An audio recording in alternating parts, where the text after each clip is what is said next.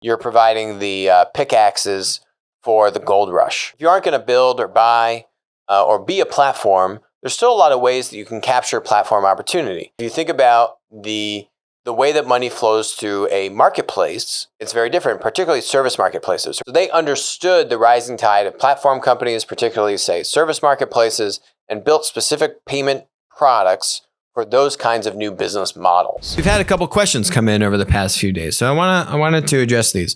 One of them is from our friend Homer on YouTube. Homer said, "Hey Alex, in the end of the book, towards the end of the book, this book, we talk about Adyen. Adyen is a payment not a payment platform. It's a payment pipe that has been very successful. It's a public company. If you haven't heard of Adyen, you've definitely heard of Stripe. And so Adyen has raised $266 million, I think, pre-IPO. And then they now went public and are doing very well for themselves. Overall, I think it's a very strong business. Stripe is also a very strong business. We cover them at the end of the book because we talk about saying, hey, if you aren't going to build or buy or be a platform, there's still a lot of ways that you can capture platform opportunity. Adyen being one of those examples where they work very heavily with a lot of platform companies. We talk in the book about their work with Uber and a bunch of different other kind of marketplace-oriented platform companies that need to scale to a lot of different countries. And if you think about the way that money flows through a marketplace, it's very different, particularly service marketplaces, right? So I get money from a customer. I then have I have a take rate. So, effectively that money earned goes to the driver. I have a take rate that takes that money back to Adyen. There's then different fees that you need to chunk out for insurance or taxes or these kinds of things.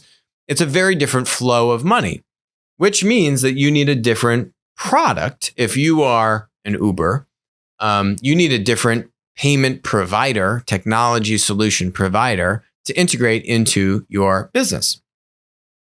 We spoke, I think maybe last week, Chime is the fintech disruptor bank, which went down because one of their essentially kind of fintech pipe providers, their service went down, which meant you couldn't withdraw money from your Chime account. I don't think you could make maybe debit card purchases. And so what I was saying is you need to have redundancy. I bet Uber uses both Adyen and Stripe, but you need to have specific product lines built out for platform companies. And that's something that Stripe and Adyen did a very good job of doing, of building products specifically for marketplace businesses, right? So they understood the rising tide of platform companies, particularly, say, service marketplaces, and built specific payment products for those kinds of new business models. And so that's what we talk about at the end of the book, where there's a lot of opportunity to build linear products, like I would classify Adyen as a SaaS product, for platform companies.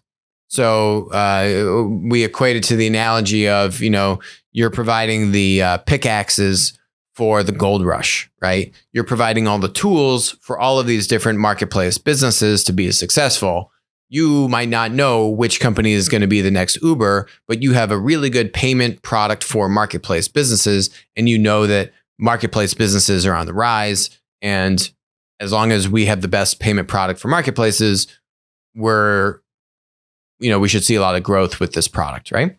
Makes sense. And I think Adyen has established itself as one of the top two kind of up and coming new payment processor solutions for these kinds of different, especially many platform companies. I think they work with Airbnb. We list a bunch in the book, and I'm sure that client list is only expanded.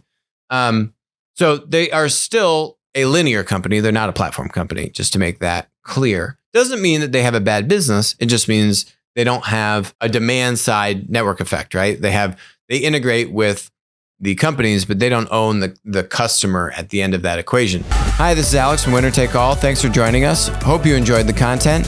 Feel free to leave a comment, ask us questions, and definitely make sure to join us on our next live stream.